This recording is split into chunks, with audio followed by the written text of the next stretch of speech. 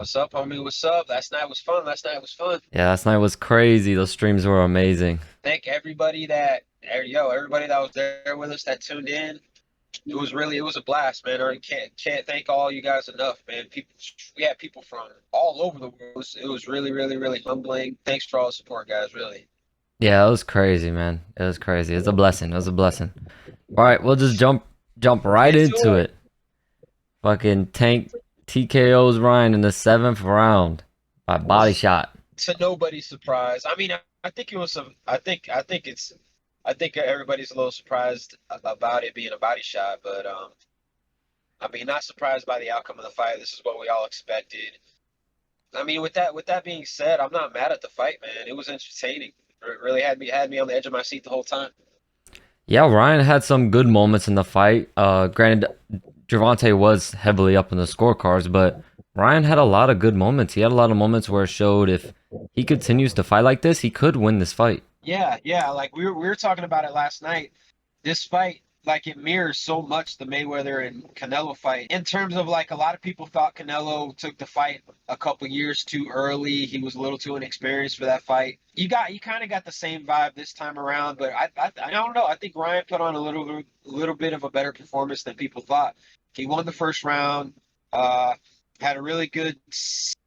I think it was the sixth round. Had a really good sixth round. Hmm. But yeah, Tank Davis was just Tank Davis. It was a dominant performance. But I mean, Ryan had his moments, man. I'm happy with it. I don't think it was a terrible performance at all. I think he really entertained. I really think he really put on an entertaining performance. Yeah. Ryan definitely had his moments. I think Ryan was doing really good with the straight right hand. That was landing a lot towards the end. And Tank got caught a few times, not really paying attention, talking to the ref. He got caught a few times, like in the clinch. He got caught with a hard, I remember, right uppercut, left hook when he was talking to the ref. He does. I noticed he's doing stuff like that a lot more. But it was almost like a drawback to when Errol Spence fought Ugas. Spence wasn't really paying. I think his mouthpiece fell out and he wasn't really paying attention. He got caught and almost got dropped. And it was almost like a similar situation with Gervonta. He was saying something to the ref and Ryan hit him with a hard uppercut left hook. You could tell that Ryan caught Gervonta a little bit off guard in that first round. Gervonta was not expecting him to be that fast. He was Hmm. not expecting him to hit that hard. Uh, for him to be throwing those heavy shots off of the clinch, like Gervonta wasn't expecting those shots off the clinch at all. Like he surprised him a little bit, made him pick his guard up a little bit. You can't prepare for that speed that Ryan has because you bring in training partners and none of them are probably nearly as fast as Ryan, so you can't really prepare for that. Like I said last night, man, those got to be like two of the fastest hands on the planet, man. Like the speed from that was one of the really big things that stuck out to me about the fight last night. Like the fight speed was blinding. Like Hmm. the hand speed was ridiculous of both guys. Um, I'm really surprised. I mean, I'm not surprised. Tank is a world class. Tank is world class, but like the way he was able to see that check hook from Ryan Garcia coming and just duck under it. I mean, Ryan hit him a couple times with it, but Tank was really able to see it well, duck under it, and hit his counter hooks. Like Yeah. like that was pretty much the best shot of the night for him. Yeah, okay, so the first round went basically as expected. Tank Davis downloading information, taking his time. Ryan Garcia, edges the round. A very patient round, but Ryan Garcia does get the first round due to activity. Tank only threw like a few punches the first round. Second round, Ryan Garcia was on his way to winning the round and gets countered. He threw a left hook. Tank ducked under it, countered with a left hook of his own, and dropped Ryan. You could tell that left hook spooked Ryan really bad because he after Hmm. that he was on the back foot for pretty much the rest of the. I mean, he came out. He came out and took the center in pretty much every round, but he wasn't he was after that hook, most of his aggression went away. He Yep. wasn't throwing for the fences kind of like how he was in the first round. He lost a lot of confidence for sure. Yeah, after getting dropped, it changed the whole dynamic of the fight because Ryan Garcia wasn't fighting the same. He was fighting a lot more patient, a lot more cautious. If that, I think if that Ryan doesn't get dropped that second round, we see a whole nother fight because Ryan was in his game up until that point. Yeah, Ryan was in his bag as soon as he got like a little taste of that power, he completely jumped out. He wasn't in his bag no more, bro.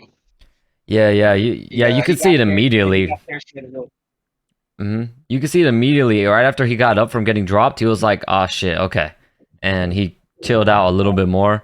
And then from then on, Ryan was way too chill, way too lax, and I think Gervonta knew it and he could see it because Gervonta won majority of the rounds after that, and Ryan was a lot less active. Yeah, Ryan didn't want nothing to do with that power, man. Like he knew, like he felt it. He felt after that first shot, he's like, "Oh shit, this is the second round." That almost put me out. I mean, if being completely honest, King Davis is just a superior fighter. He probably would have got countered and knocked out anyways.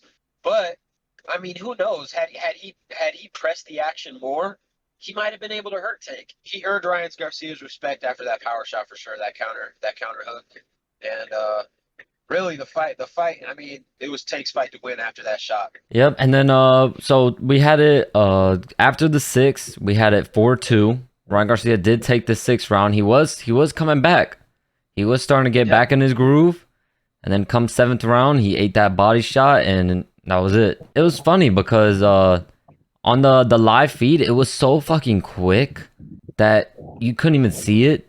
And then even a couple of the replays with like the angles that they had, it didn't even look like it hit him very hard. But then when they showed a certain angle, it was like, oh yeah, that was a hard body shot. And Ryan had like a little delay response, took a few steps back, and then just took a knee.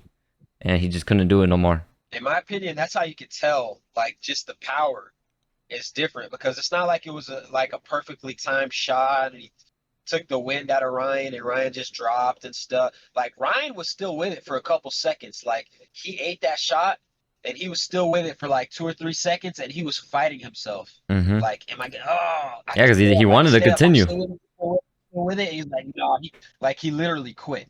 He gave up. That's how much the Yep. punch hurt. He- Like because he was still up. He didn't just drop immediately. Yeah, I don't think it was his mind. Like I thought, him stepping back like that, it showed that he wanted to, because that shit hurt him. He wanted to continue, and he had a good poker face. He didn't really show it too much on his face until his body he just had to take a knee. His body was just killing him. A lot of people are gonna look at it the way, like, kind of like I said it, how he made Garcia kind of quit. But I mean, those a lot of people don't realize body shots are no joke, man. I'll take 5 punches straight to the chin before I take one clean one to the body, bro. I'll tell you what, right now. Yep. I'll say for anyone who doesn't really understand, if you've gotten the wind knocked out of you and your body kind of just shuts down and you can't breathe, just picture that happening to you, and then a killer like Gervonta Davis coming forward trying to take your head off at the same time. You're gonna take a knee. You're gonna be like, all right, hold on. I need a second. Yeah, man. There's not a whole lot of people on planet Earth that could take a clean shot from that man to the body and still be standing after that, homie. Good fight though. All respects to Ryan, man. He gave us the fight we all wanted to see. So I don't want to see people hate on Ryan, man. I think it's very sad, and yeah, hating on Ryan for losing is the reason why people are gonna be hesitant to give us these big fights. You got to give him his flowers, man. He went out there, he gave us the fight we wanted to see with a rehydration clause and everything. He didn't care. He gave us the fight we all wanted to see, and he put on a show because he had some really good moments in that fight. Yeah, I mean, I feel like the whole point of a fight, the whole point of the whole build up, and the whole point of is just a fight for the entertainment. You know what I mean? It's I don't know why somebody has to suck if they don't win every single time. Like you guys paid to see a good fight, and that's exactly what you got. It was a good fight. So, I mean, I feel like it should be left at that. It was an exciting fight. I mean, at least if Ryan Garcia talked all that shit and then he didn't do anything, or he just ran around the cage and didn't want to fight the whole time, that'd be one thing. But dude, he fought his heart out, man. He did his best. And he put on a good performance, man. I think his stock, in my opinion, his stock rose after that fight. I think he's got a lot. He's still got a lot in the future to come. Oh yeah. He's earned everyone's respect because I think he was getting a lot of hate because of his anxiety thing when he took off a lot of the fights because of his anxiety. So I think he was getting a lot of slack for that. But now coming in here versus Tank and putting on that type of performance and giving us an actual fight, I think he earned everyone's respect without a doubt. Everyone's respect. I won't talk shit about Ryan ever again. He earned that shit, and it was a good fight. He fought hard, and sometimes you fall down, but Ryan will be back. He'll a few wins under his belt, and I could easily see him and Tank doing a rematch. Easily. Yeah. Yeah. Hey, if you didn't go six or no six, 7.5 rounds. If you didn't go 7.5 rounds with Tank Davis, you really don't deserve the right to talk shit, to be honest. Yeah. Yeah, Tank's an animal, man. Tank's an animal, and he's got such good power. It's crazy the power that Tank has. I think last night he ascended to like a new level of stardom too. Like he was a superstar before this fight, but like now people are gonna start talking about him like, okay, is this guy the best boxer in the world? And I think he's a couple more fights away from people starting to. He's not that far away from people starting to talk about him as one of the greats. You know what I mean? Yeah. He's a couple years away from that. Like If he Mhm. he's almost there. Like he's turning himself into one of the all-time greats. He just needs to win a couple more fights, I think, and people will start putting him in that conversation. Yeah, the good thing is that 135 weight class, they have a lot of really, really big names. What's putting Muhammad Ali, Floyd Mayweather, Marvin Hagler, what's putting all these guys above the rest is that they fought the biggest names when they were supposed to fight them. So if Tank continues, if he beats Devin Haney, he beats Loma, maybe goes up to 140, beats a champion at 140 again. You know, Tank could be talked about as one of the all-time greats for sure. You're right. That is really one of the good things about the division and the time about the division, because there's the good thing about Tank is that he has the fights available that can build his resume to be, top 10, top 5 all time. He has the fights available to him. It's just, are the fights going to happen? Is he going to win the fights? I think if he beats Lomachenko, he beats Devin Haney, if he beats all these guys, you got to start putting him in that conversation for sure. There's no doubt. He's starting to enter that, that Pacquiao, Mayweather, that era. You know what I mean? That greatness. Would love to see what's next for him. I don't know. I also want to talk about this. I don't know if you saw the press conference after. It's funny how, when you're on top, people who you even think are on your side ain't really on your side like that. They're there for themselves. And in my opinion, Oscar De La Hoya showed that. At the press conference, Oscar De La Hoya was nowhere to be found. In my opinion, if Ryan Garcia wins this fight, Oscar De La Hoya is going to be on that mic talking all his shit at the press conference. And now that Ryan lost, he's nowhere to be found. It's just like, come on, man. Tank was having issues with Mayweather and Leonard Ellerbe, and Leonard Ellerbe was still there for Tank when Tank won. And I think if Tank would have lost, Leonard Ellerbe still would have been there. You know what I mean? Like, I've seen it with Adrian Broner. Whenever Adrian Broner lost, they were still there for him. You know what I mean? At least at the press conference, they had their falling out afterwards, but at least at the press conference, they were there, to show respect. Oscar De La Hoya was nowhere to be found. And know damn well if Ryan Garcia won this fight, Oscar De La Hoya would have hopped on that fucking mic and talked all the shit in the world. Yeah, I think Dana White has said enough about. Dana White said a whole lot about Oscar De La Hoya that you know what I mean? He's reiterated this a bunch of times. Oscar De La Hoya is a slimy, grimy guy. He only really pops up when he's out for himself. That's kind of well known by now. You know what I mean? You're right. If Ryan had won the fight, Oscar would have been up there talking all his shit, saying how great he is and how great blah blah blah blah. Yeah, I think it's bullshit. I don't know. I don't have a whole lot of respect for Oscar De La Hoya in the first place. He's always kind of been that way. He's always been kind of a grimy guy. Always lying, always deceiving people. He makes up a lot of stuff too. Like he'll make up lies to make himself whatever makes him sound good. Like he was at first he was all about like, oh, the Mayweather versus Conor McGregor fight, it's a mockery to boxing, the whole MMA versus blah blah blah blah blah. But before that, he was trying to get the fight with McGregor. You know what I mean? Like he's a self person. He's all about himself. Yeah, and people were saying the same about Ryan's coach, Joe Goosen, but I don't agree with that. You can tell in the press conferences, if you go watch the press conferences, you can tell Joe Goosen isn't a mic person. So I think regardless if Ryan would have won or lost, Joe Goosen probably wouldn't have been there. He would have just let Ryan have his moment. So I don't give any flack to Joe Goosen. We all know De La Hoya was running his mouth this whole time. We all know if Ryan wins this fight, De La Hoya's hopping on that mic to talk all the shit in the world. We all know this. And the fact that he wasn't there because Ryan lost, it's just an L, bro. It's a huge L. It's a bad look, and definitely lose respect for De La Hoya. He didn't want to face the music because, like, at the end of the day, in this game, you win and you lose. Like, you can't win every fight. When you lose, you got to be humble and you got to face the music. And I don't know, he's just not man enough to do that, I guess. You know what I mean? He didn't want to sit there, stand by the person that apparently he put his faith in, and somebody that he believes in.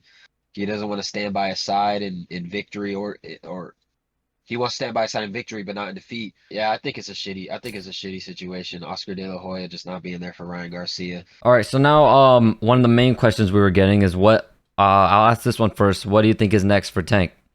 Do you think he fights one of those big guys, or do you think he's gonna fight someone else instead? I don't know. I don't think that he's gonna rush into another big fight. I think, he made a fuck ton of money off of this fight. It was a big legacy fight. So now what he's probably gonna do is he's probably gonna let some of the other fights play themselves out. He's probably gonna take a couple lesser fights until another really, really, really big fight builds up. I I don't know if he's gonna jump into another big fight right away. He's probably gonna take some time off, fight a couple lesser fights before he gets something big. I think the winner of Haney and Loma is perfect in my opinion. Mm-hmm. I'll say there's three perfect matchups for Tank. Three really good matchups to elevate him even more. The winner of Loma and Haney. You got Shakur Stevenson moving up, so that would be a good one. But a lot of people don't think Shakur has earned it. So if you don't think Shakur has earned it, I got another name of someone who has. You got Isak Pitbull Cruz in the rematch. I think one of those guys should be next. One of those guys. Matching up the next fight for Tank Davis, who you matching him up with? I would match up the winner of Devin and Loma, but honestly, I would kind of take Shakur out of it because, I would want. Okay, so this is what I would want. I would want the loser of Devin and Loma to fight Shakur, and Tank to either fight the winner or to fight Pitbull Cruz in a rematch. Either one of those. I'll be fine with one of those because a lot of people thought Tank lost that fight.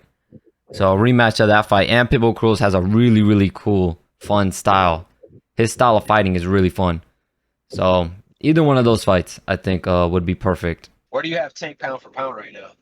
Pound for pound, definitely. I'd say definitely top 5.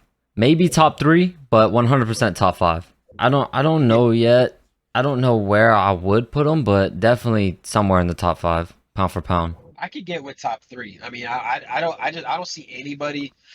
Like, I see people with ridiculous speed. I see people with ridiculous power. I see people with like crazy reflexes and footwork, like Lomachenko stuff. But I don't really see too many people with like the same combination of everything that Tank's got. Like, he's like fight IQ, speed, power, footwork, head movement, range, distance. Like his counters are clean. Like I don't know. I don't know a boxer who's more complete in terms of overall skill set. Tank. Yeah, they did a really good job with Tank because before he was just a puncher. Now he's a full all-around boxer. He could do it all.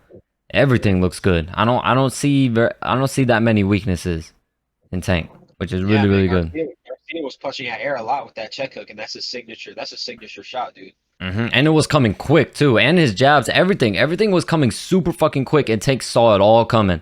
He saw it all and was able to block damn near everything and parry damn near everything, and not only that, but counter also. Yeah, like my opinion is like if somebody of Garcia's hand speed, even though he is less experienced than Tank really had a really good game plan going into this fight. If we're gonna be real, like he saw everything and had the perfect counter set up for everything that Ryan Garcia likes to do. If Garcia wasn't able to hit him with that hand speed, especially with those check hooks, I mean, he got him a couple times, but if he wasn't able to put hands on Tank, like who's gonna do it?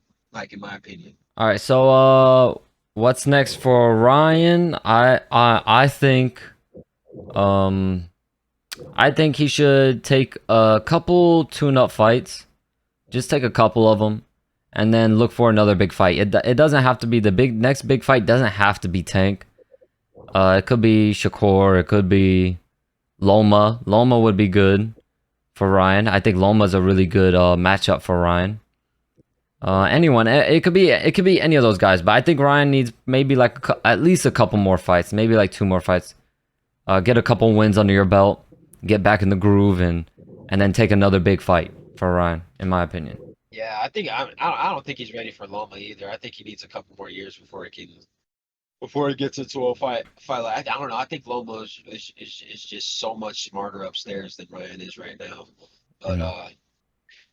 I don't know, man. Like all these fights are good. All these fights are good. This is a good time for boxing if they really capitalize. If they really capitalize on all the talent they have, especially in that division right now, they could really make a run coming up the next couple of years. I'm really excited for the matchups coming up.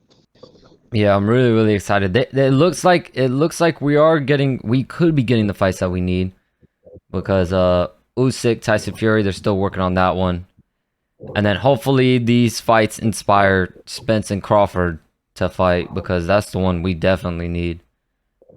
But Ah, I'm glad now that we're actually even like seriously talking about these type of fights. Because before no one was really even talking. Yeah, we were talking about them, saying that we wanted them, but they weren't ever really going anywhere or and nothing. you know But now they're actually a going lot somewhere. a lot of people, especially a lot of people that are talking shit, dude, a lot of people got to give credit to Ryan Garcia because he's pushing the sport of boxing forward. You Hmm. know what I mean? Like his whole team didn't want this fight.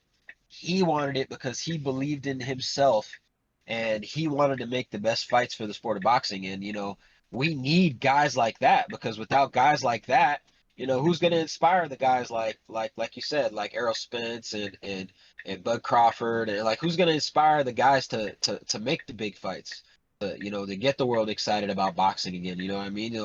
A lot of people talking shit. Give Ryan Garcia his flowers, man. He's doing a whole lot of good for the sport of boxing.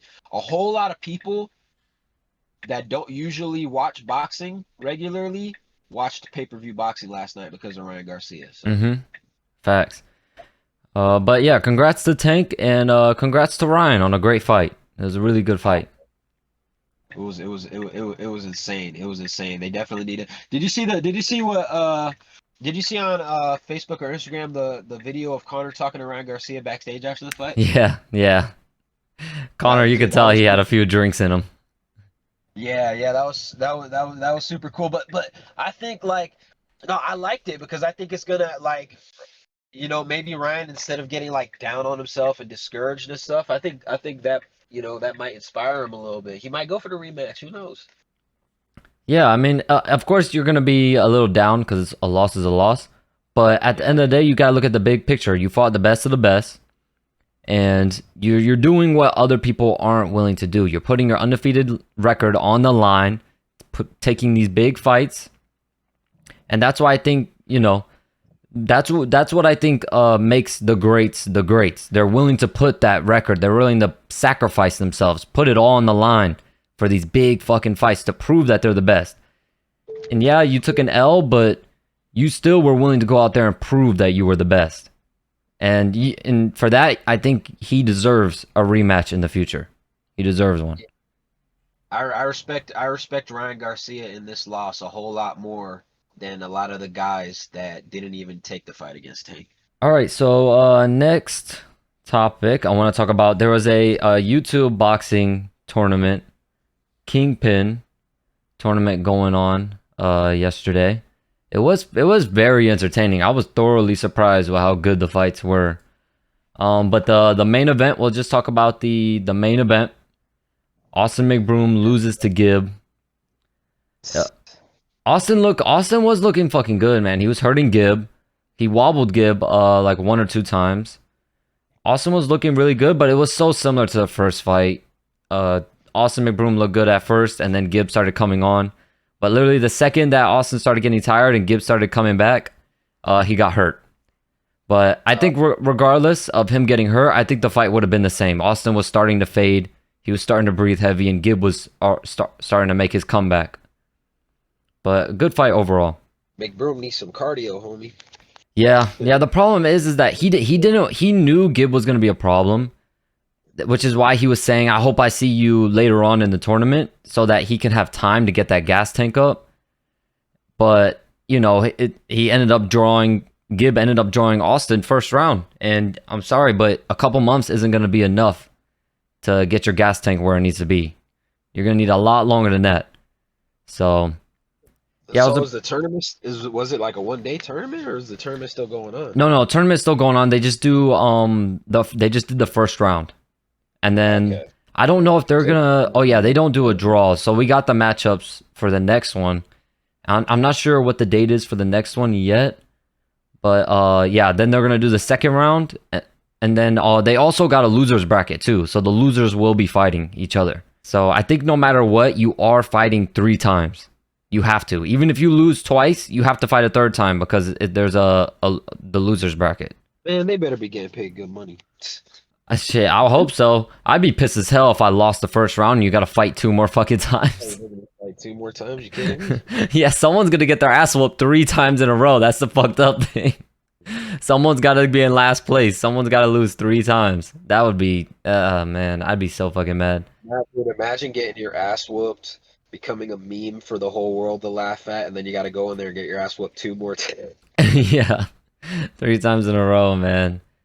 Yeah, and surprisingly, some of the I think that's the problem though with this tournament and then putting in a losers bracket. Some of the guys quit. So Dude, like who the fuck, if you figure out in front of a crowd of 1,000 people that you can't fight, who the fuck wants to fight again after that? yeah, some of the guys quit. So I don't know if they're gonna be willing to like keep going. You know what I mean? I mean, it's at the end of the day, they signed up for it. They signed the fucking contract. So if they don't do it, they'll probably get sued. But so they kind of have to do it. It's what they signed up for. I'm sure they knew the stipulations when they got into it. That was a stupid idea. But yeah, I like the idea of the tournament. I don't like the idea of the losers bracket. Yeah, that was dumb. I think they should have probably, but I just think that when they get later down in the tournament, I think they were thinking they probably gonna have a hard time finding people to fight, so they just decided to make a losers bracket. But I don't like that, man. Cause come the championship fights, you're gonna see a lot of those people that lost like twice, or they're not really in it anymore. They're not gonna care anymore, and we might see some horrible fights. Then we might see some people really fight safe. We might see some horrible fights, but who knows? I mean, we'll see come the end of the tournament. Yeah, who's all still in it? Who's all fucking... All right, so Gibb is gonna be fighting Jarvis. I got Gibb winning that fight because Jarvis is too small. The weight class is like somewhere around like 170, 175, and Jarvis is literally like fucking 5'6". And he's punching way out of his weight class. And his fight really showed it. Jarvis was getting his ass whooped. He was getting his ass handed to him. And it wasn't until the Tom Zanetti guy was the guy he was fighting. He was eating a lot of body shots, and he was just throwing punches. He wasn't really conserving his gas tank, and he just quit. He literally just turned around. He didn't even get dropped. He just turned around. He was literally went from whooping Jarvis's ass to turning around, waving his hand, saying, "Nah, I'm done. I'm done." Like the tide didn't even turn yet. Like Jarvis wasn't even winning yet. Tom Zanetti was still fucking winning the fight. In my opinion, if Tom Zanetti, it was 5 rounds. Tom Zanetti won the first 2 easily, and he only had like 1 minute left in the third. If he coasts that round, he was winning. He was dominating that round too. If he wins that round, he can coast the next 2. He could just circle. Yeah, you'll get booed, but you'll still walk away with a W. But instead, he quit for some reason. I don't know why. He bet on himself losing. So yeah, after seeing that, because I like making predictions based off of people's last fights, last performances, because that's when they're at their best. So due to seeing Jarvis get his ass whooped for damn near 3 rounds straight, I gotta go with Gibb on that one. I gotta go with Gibb. I think Gibb is gonna put the pace on him, put the pressure on him, and I don't think Jarvis is gonna be able to handle it. I think Gibb is gonna be too big for him and too strong. It's just bad, man. There's weight classes for a reason. Jarvis is punching way out of his weight class. He should be down there in like the 130s, honestly. Did Blueface baby fight? Yeah, Blueface fought, but he's not in the tournament. They were just like an extra fight. He fought Ed Matthews. Blueface won by 4th round knockout. That one was Blueface looked really good. I was thoroughly surprised. I mean, his opponent was a little lackluster. His opponent was like a fucking steroid head, Paulo Costa lookalike. Yeah. So the guy was very stiff and he was like holding his breath on his punches, and he got tired super quick, and Blueface just picked him apart. Blueface whooped a couple asses already by now. But yeah, Blueface looked good. I would love to see Blueface fight in Misfits. I would love to see it because Blueface looked good. I think they got some really good matchups for him in Misfits. But on the other tournament, on the other end of the tournament, King Kenny, I think these two, this is gonna be the fight to watch. I think this fight should be the main event of the next card. I think they're gonna put Gib as the main event because Gib is probably the star. But these two, King Kenny got a 2nd round knockout. He knocked out Nate, my mate Nate. My mate Nate coming from Thailand. He looked really fun. Both of these guys, this was probably the best technique-wise fight of the night. Both these guys look like they could be professional boxers. They looked really good. And I was especially impressed with King Kenny. All his previous fights, he was very hesitant and he wasn't really throwing anything. But his last fight, he lost due to that. So I think he came to this fight pissed off and ready to prove something, and he fucking whooped Nate's ass. And yeah. And Nate's a good fighter. Nate looked really fucking good. And then he's gonna be fighting this Brazilian Whindersson, super famous guy out of Brazil. He's the one. He has like over 40 million Instagram followers. He's like super fucking famous in Brazil. And he looked like this guy is the real dark horse. I thought my mate Nate was the dark horse. Whindersson is the real dark horse. Holy shit. Whindersson, he should, in my opinion, he should be a pro boxer. Whindersson looked, yeah, he looked fucking good. He had everything on point. Everything. He had good speed. He had good head movement. He had really good counters, really good combinations. Body, head, body combinations.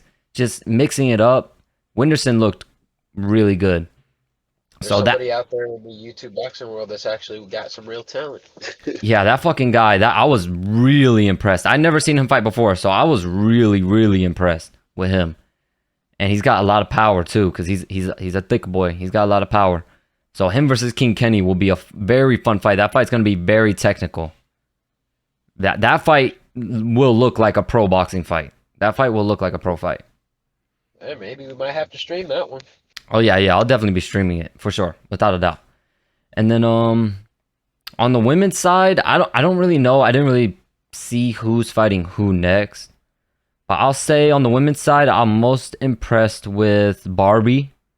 Barbie's very tall. She's probably, I think, the tallest one in there. She looked really good. She has a lot of power. And she needs to learn how to use her reach a little bit better, but she looks really good. I saw there was a lot of Barbie fans in the live stream. I was very impressed with her. And I was impressed with Julie Polka, the Brazilian. I was really impressed with her. She needs to get a hold of her gas tank a little more, maybe take it a little more easy in the beginning, but other than that, she showed really good power, really good defense. She looked really, really good. I guess the YouTube boxing scene is getting a little bit more exciting than it was. Oh yeah, they're getting, you could easily tell they've elevated more and more. But that's what happens when you're training more and more. The longer you train, the better you're gonna get. So these guys are getting a lot better. But from the girls' end, I kind of like the sloppy fighting where they just fucking swing and they're like throwing slapping punches and shit. I don't know. I just find it hilarious. Yeah, no, I don't think they have a date for it set yet. They probably wanted to wait anyways, just in case for concussion protocols or anything like that. So maybe they don't have the official date yet. But I look forward to it. I'll definitely be streaming for that one. For sure. Sergey Pavlovich knocks out Curtis Blades in the first round. Everybody's calling him the White Ngannou. Yeah, that was yeah, I mean, Curtis Blades, it's so weird with Curtis Blades. It's like sometimes he fucking dominates these guys, and sometimes he just gets knocked out in the first round. He has a lot of off nights. Yeah. He has a hard time. he has a hard time dealing with guys with ridiculous power. Like he doesn't know how to handle like the Ngannou's, that guy. Uh, who else did he get knocked out? He got knocked out by Rosenstrike, right? Like anybody with like ridiculous power, he just has a hard time dealing with. Hmm. Yep, and now Sergey Pavlovich calling for the title shot. He said he wants the winner of Jones and Stipe, but I saw John Jones is saying that Stipe is going to be his retirement fight. Yeah, yeah, he said that a couple times. He said that after his last fight against Cyril Gane. He said he after this fight he wants to fight Stipe and that's it, I think. Or he said he might have two more fights. Yep, he wants Stipe in Madison Square Garden. We'll see. I mean, I could see that being John's last fight. I wouldn't be mad at it. He had a great career. Him beating the greatest heavyweight of all time would just be the icing on the cake, and it'll be a great way for him to go out on top. It would. It would. But Now, if Sergey he Pavlovich really, definitely deserves the next title shot. yeah. Who else do they got coming up in that division? Like who are the other contenders again? We got Cyril Gane just lost. I'll see. Obviously Curtis Blades just lost. Ngannou's gone. There ain't really anybody else coming up in the heavyweight division, is there? Tom Aspinall. Yeah, no, not guys that have lost. Tom Aspinall, Tai Tuivasa. Yeah, it's all guys that have lost multiple times. I don't know. Yeah, the I can't heavyweight think of division looks a little dry now. Yeah, John came in and immediately just made it like Mhm. like fuck. Yeah, the only Um, real contenders you could say are Pavlovich, Miocic, and Gon. But Gon isn't gonna. We'll take out Gon. So either Sergey Pavlovich and Miocic are literally the only two.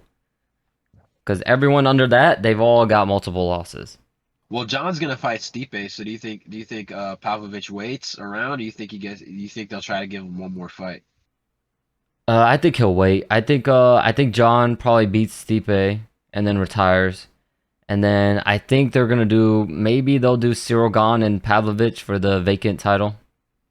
That makes sense. That'll be a good fight. Cyril Gane and Pavlovich, that's a guaranteed knockout fight. I mean, I know everyone is down on Cyril Gane because of his performance against John Jones, but Cyril Gane's still a deadly fighter, and he's gonna be coming back looking to prove something. And Pavlovich is a really good matchup for him. That will be a fun fight. Yeah, I mean, I honestly don't know what people expected. Like Cyril Gane got out wrestled by Ngannou. Like what was he supposed to do against Yeah. against John Jones? You think Stipe got a shot? I mean, I don't know, dude. I don't know. John's different. I think Stipe's got a shot early. But once he gets tired, I think John is gonna be able to take him down. As soon as John gets Stipe to the ground. I mean, if he can, Stipe's gonna do everything he can to try to like he's gonna keep his range, look for straight punches. He's gonna be trying to avoid that takedown. But if John can get him down, I don't know what he could do.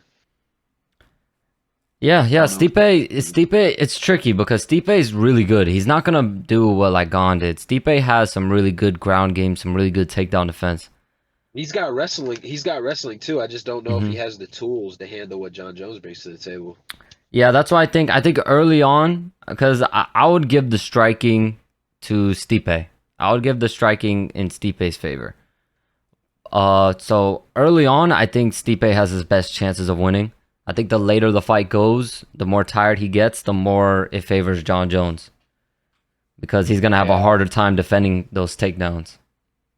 I think Stipe has better boxing, but striking overall, I think is going to go to John Jones. I think John Jones would probably have a similar game plan as he did in the Glover Teixeira fight. He's going to know that he's going to know that Stipe has good boxing, but he's not going to have the wrestling to go with John Jones, and he's not as tall as John Jones. John Jones is probably going to press him against the cage and give him elbow hell. Hmm.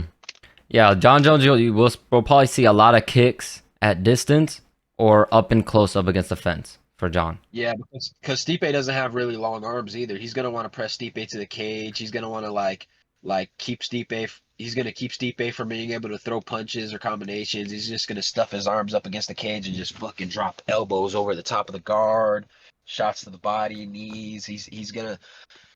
Stipe's really gonna need to avoid getting up against that cage if he's gonna want to have any chance, especially in the early rounds.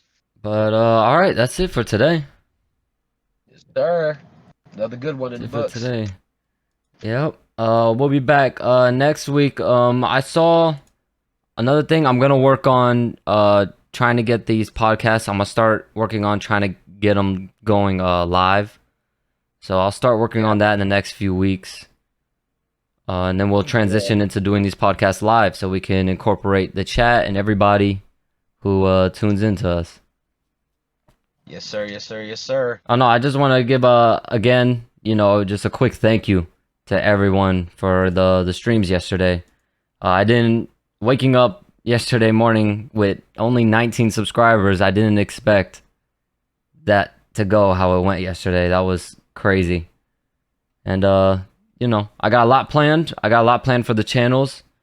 So look forward to seeing how you guys react to it all and see it all unfold, and hopefully we can grow this together. Yes, sir. Yes, sir.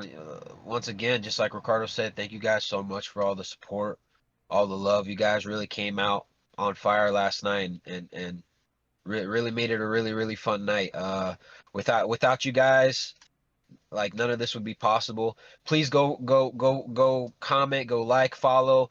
Follow Ricardo on Facebook and Instagram. Like he really puts a lot of work and effort into making this go for us. So I really appreciate you guys giving him support, giving him all the love, and we'll be back, man. We're just gonna keep growing. Yep, we're gonna do our best to stay consistent and just keep at it, keep giving you guys content, and we'll take pointers. We'll definitely take pointers from you guys, see what you guys want to see what you guys think we should add. So Yep, feel free to comment. Let us know what you want to see. Yep, feel free to comment. Give us some ideas on what do you think we should incorporate into the channel. And go ahead, subscribe to the Clips channel. Oh, also, we hit well over 100 subscribers on this channel, so we'll do a giveaway. I'll set that up too. We'll do a giveaway for you guys. Thank you guys so much. All right, and we'll catch you in the next one. Hey, see you guys later.